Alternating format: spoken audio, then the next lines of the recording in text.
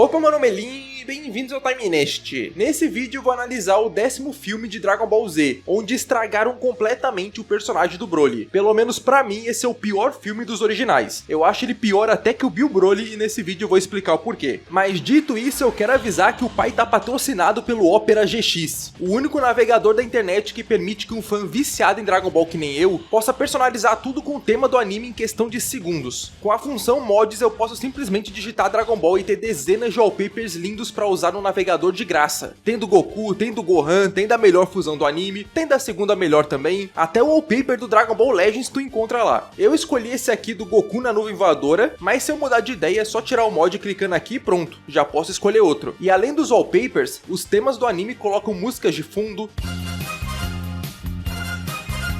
sons personalizados pro teclado, sons personalizados para fechar e abrir as abas do navegador,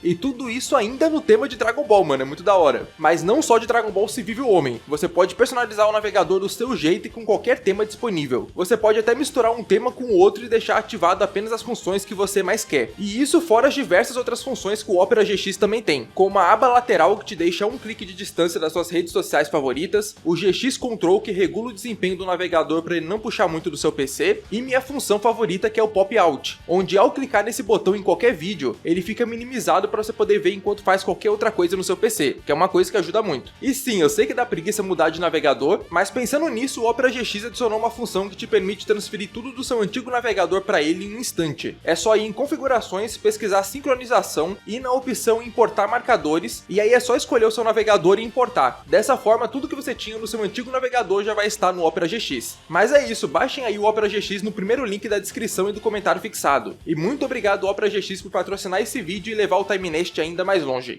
Depois do sucesso absoluto do primeiro filme do Broly, era esperado que ele seria trazido de volta, assim como aconteceu com Cooler. Só que no caso do Broly, ele não voltou apenas porque ele ficou muito popular, mas também porque o Takao Koyama, que foi o roteirista de todos os filmes originais de Dragon Ball Z e por consequência quem criou a história do Broly, simplesmente não conseguia pensar em um inimigo mais forte e mais assustador do que ele. O Broly tinha tanta aura que na exibição do seu primeiro filme lá no Japão, ele fez várias crianças chorarem de medo nos cinemas. E eu sei que muitos de vocês, quando eram crianças, tinham medo dele também, podem admitir. Então era complicado pro Koyama pensar em um vilão mais ameaçador do que o Broly pros próximos filmes. Fora que uma regra que existia nos filmes do Z era que o próximo vilão precisava ser mais forte do que o anterior. Só que o Koyama simplesmente não conseguia pensar em alguém mais forte do que o Broly. E por essa série de fatores ele acabou trazendo o Broly de volta 2 vezes. Só que uma terceira volta seria demais até pro Broly, né? Então o Koyama só descartou aquela regra que ele tinha antes e se permitiu criar vilões que não eram necessariamente mais fortes do que os anteriores. É por isso que o Janemba, mesmo vindo antes do Hirudegarra, ainda é mais forte do que ele, e por isso também que o Koyama considera o Broly o vilão mais forte dos filmes originais. Na verdade, ele meio que acabou virando um fanboy da sua própria criação. Em toda oportunidade que ele tinha, o Koyama falava do Broly. Podia não ter nada a ver com o Broly, uma vez ele falou do Batalha dos Deuses, ele arrumou um jeito de encaixar o Broly ali no meio. E até hoje, se você seguir o Koyama lá no Twitter, você vai ver que ele ainda gosta bastante do Broly. Então até que é legal ver que ele se apaixonou tanto assim pela sua própria criação. E graças a tudo isso, em 12 de março de 1994, um ano depois do primeiro filme, foi lançado Dragon Ball Z O Retorno de Broly, ou como é chamado no título original, Dragon Ball Z A Dupla Perigosa, Super Guerreiros Não Podem Descansar. Pois é, mano, o japonês tem um talento diferenciado pra nome. O filme já começa com retcon pra explicar como é que o Broly ainda tá vivo, sendo que no primeiro filme ele foi explodido pelo Goku. Aqui eles simplesmente ignoram essa parte que o Broly explodiu e mostram que ele fugiu pra Terra em uma nave Saiyajin. Essa nave aí dá pra passar um pano porque dá pra dizer que é uma nave do pai dele. E como o pai dele já tinha ido pra Terra antes, talvez estivesse programada para ir pra Terra também. Mas o que importa é que quando ele caiu na Terra, como ele ainda estava muito ferido, ele ficou preso em uma cratera. E essa cratera eventualmente se congelou e deixou o Broly aprisionado no gelo por 7 anos. E aí o filme explica que o Ki do Broly por algum motivo consegue influenciar o clima. E é por causa dessa influência no clima que o Broly foi congelado tão rápido, e por isso também que toda a vegetação ao redor de onde ele caiu começou a mudar e matar os animais da região. E do lado de onde o Broly caiu tinha uma aldeia, que começou a passar sufoco por causa dessa mudança mudança do clima e também porque começaram a ser atacados por um dinossauro gigante. E claramente, né, a melhor solução para essa situação seria sacrificar uma criança para ver se as coisas melhoram, né? Por que não? E quem teve essa ideia genial foi esse xamã aí da aldeia, que nesse filme aqui é bem irrelevante, mas no filme do Bill Broly ele vai ser importante, então eu tenho que falar dele. O que importa mesmo é que esse sacrifício dele foi interrompido pelo Goten, o Trunks e a Videl. Eles estavam viajando pelo mundo reunindo as esferas do dragão e acabaram parando nessa aldeia. E para evitar o sacrifício da criança, eles foram lá e mataram o dinossauro gigante e fizeram um churrasco com ele.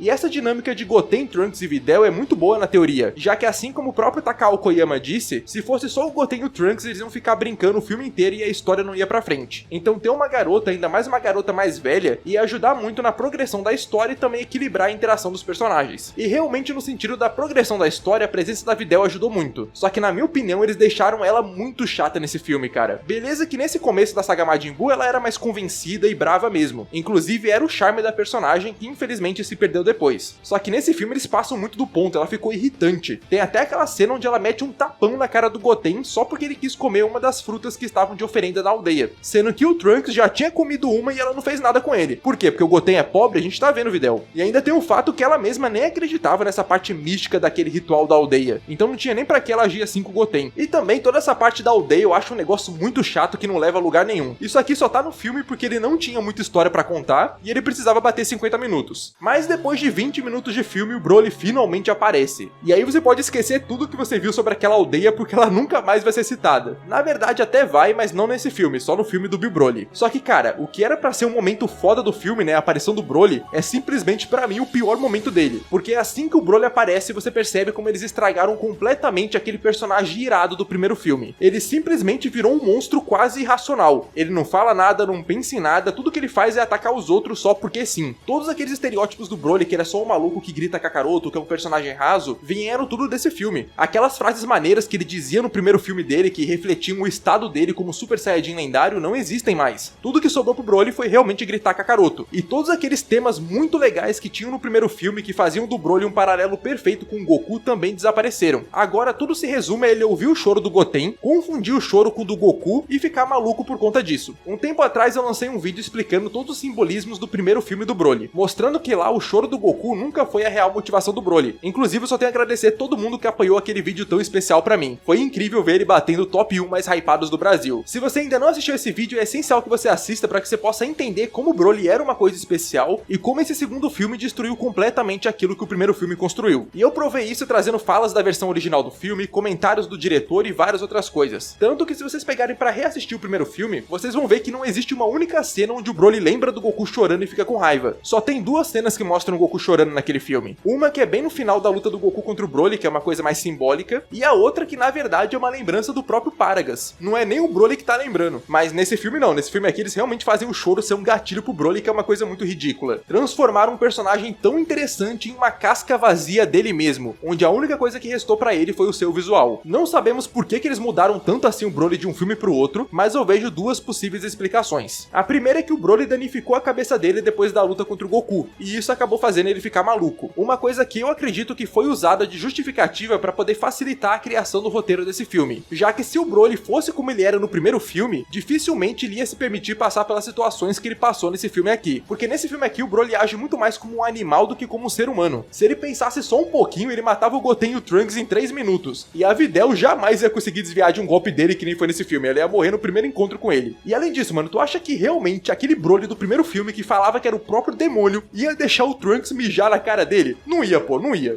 Mas essa cena do Trunks mijando é engraçada, eu admito. O que eu vejo é que nessa continuação, o Broly não é realmente uma pessoa, mas sim um desastre natural, uma força da natureza. É por isso que eu acho que ele tem aquela conexão com o clima no início do filme. Mas assim, mesmo que essa seja a ideia, não justifica nada o que eles fizeram com o Broly aqui, tá? Ele era um personagem muito mais interessante antes. Já a segunda explicação que a gente consegue arrumar pra essa mudança do Broly é uma coisa mais simbólica. Como eu expliquei em mais detalhes no meu vídeo da motivação do Broly, quando o Broly perdeu pro Goku, ele também perdeu aquilo que definia quem ele era. Então esse Broly vazio do segundo filme poderia ser um reflexo do estado emocional que ele ficou após a derrota do primeiro filme, e o choro do Goku poderia ser apenas um gatilho que fazia ele lembrar de quem deixou ele daquele jeito. É por isso que ele só grita Kakaroto, porque a única coisa que restou pra ele foi se vingar do Kakaroto pra poder recuperar sua própria identidade como o mais forte de todos. Confesso que é uma explicação legal, casa bem com o final do primeiro filme, mas eu duvido muito que foi isso que eles pensaram. Eu acho que vai muito mais pro lado da primeira explicação que eu trouxe. Mas mesmo que fosse verdade, por mais que a explicação até que fosse boa, eu simplesmente odiaria o Broly desse filme de todo jeito, porque independente do tema, ele é muito menos interessante que o Broly original. E também porque a maioria das histórias que saíram depois consideram essa personalidade do Broly e não a personalidade do primeiro filme. Por exemplo, no Dragon Ball Heroes o Broly aparece umas 10 vezes, e em todas as vezes que ele aparece ele só grita igual um maluco, sendo que seria muito mais da hora ver ele interagindo como ele fazia no primeiro filme. São poucas as mídias que vão pra esse lado mais legal do Broly, e é isso que me irrita. O Broly do primeiro filme ele não é estragado por causa dessa continuação. O que ele fez lá continua bom, mas ele acaba perdendo espaço nas outras mídias por causa dessa versão piorada que veio depois. Mas beleza, eu acho que eu já consegui deixar claro por que eu não gosto desse Broly, mas agora eu preciso explicar por que eu não gosto das lutas desse filme também. O filme em si ele é lindo, tá? Um dos filmes mais bonitos de Dragon Ball. Os detalhes e o cuidado com a animação dele são fenomenais. É um filme que dá gosto visualmente de você assistir, mas as lutas mesmo são bem medíocres e eu diria que são as piores lutas nos filmes originais. Eu assisti esse filme com um amigo meu, porque ele jurava que eu tava exagerando quando eu falava que esse filme aqui era ruim. E aí a gente decidiu reassistir ele juntos pra poder tirar a prova se era bom ou não. E no final ele acabou concordando comigo, porque não dá, cara. Como ele mesmo descreveu, isso aqui é filme de AMV. No AMV fica muito foda porque eles pegam só as melhores cenas e juntam elas, com uma edição que deixa tudo mais dinâmico. Mas no filme mesmo, com poucas exceções, as cenas de luta são duras. Elas não são mal animadas, tá? Isso daí não é de jeito nenhum. Mas a movimentação é lenta, sabe? É muito pouco empolgante. Talvez seja uma coisa que o próprio diretor quis fazer, né? Ele quis lutas mais lentas assim, mas eu particularmente não gostei. Mas o que me incomoda mesmo nas lutas é que não tem uma sequência duradoura. Todo combate é cortado após poucos golpes. Quando o Gohan aparece no filme pra poder salvar todo mundo, ele começa a lutar com o Broly e nessa luta tem cenas muito bonitas. Tem ele fazendo aquela barreira pra poder proteger todo mundo, que é uma referência ao Piccolo se sacrificando por ele. Tem ele se transformando em Super Saiyajin. Tem ele jogando o Broly na lava também e o Broly saindo da lava como se não fosse nada, que é uma cena muito da hora. Mas o combate mesmo, a trocação franca de golpes é quase inexistente. O Gohan e o Broly mal trocam socos e a luta já acaba, é impressionante. Se você assistir as lutas de qualquer outro filme de Dragon Ball, você vai perceber na hora a diferença. E é engraçado também que no meio dessa luta aí, o Broly, quando ele se transforma em Super Saiyajin lendário, eles reutilizam exatamente a mesma animação do primeiro filme. Inclusive, nesse filme, quando o Broly se transforma, o cabelo dele é amarelo. E isso me faz imaginar que o cabelo verde que ele tem no primeiro filme era só porque aquele filme tinha um filtro de cores diferente, mas que na realidade o cabelo dele sempre foi pra ser amarelo. Tanto que ali no finalzinho do primeiro filme o cabelo fica amarelo, né? E até no design do Broly feito pelo Akira Toriyama, o cabelo dele sempre foi amarelo também. Então a cor verde provavelmente foi só pra dar estilo, né? Só que acabou ficando tão popular que foi mantida até hoje. Mas tem uma coisa desse filme que é muito engraçada, cara, porque tem uma hora ali que o Piccolo aparece pra poder salvar o Gohan. Só que na realidade não era o Piccolo, era o Kuririn fantasiado de Piccolo. E isso te faz pensar muitas coisas, cara, porque pensa, o Kuririn sentiu o Ki do Broly, mas antes de vir ajudar ele decidiu vestir uma roupa do Piccolo primeiro. E essa roupa aí vai saber onde ele arrumou. Ele mandou fazer uma roupa do Piccolo no tamanho dele, ele roubou a roupa do Piccolo, né, porque a capa é muito maior do que ele. Fica o questionamento aí, mas é uma cena muito bizarra, cara, mas é muito boa mesmo. E é engraçado também que os outros guerreiros Z só ignoraram o Ki do Broly, né, só apareceu o Kuririn pra poder ajudar. E dentro da história isso daí não tem explicação, os caras não aparecem porque eles não quiseram. Mas o provável motivo deles não aparecerem é porque na época que esse filme saiu, o anime tava focando justamente em Goten, Trunks, Gohan e Videl. E geralmente quem protagonizava os filmes era quem tava mais ativo no anime no momento. O Kuririn foi liberado pra aparecer só pela zoeira.